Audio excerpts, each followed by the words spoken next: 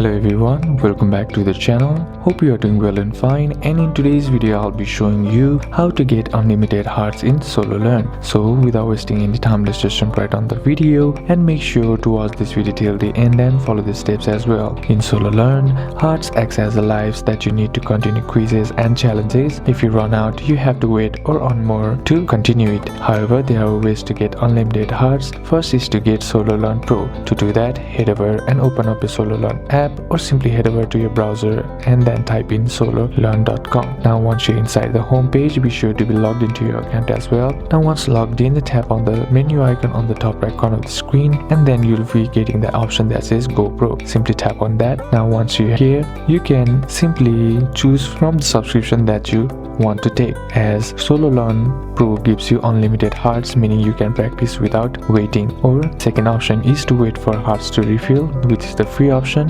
Hearts refill automatically over time, usually every 4 hours. Just wait and come back later and then try again. So these are a couple of steps that you can apply, and that's it for today's video guys. Hope this video was useful to you. Leave a like if it did, comment down below what the next video should be on, consider subbing to the channel. Thank you for watching. Bye bye.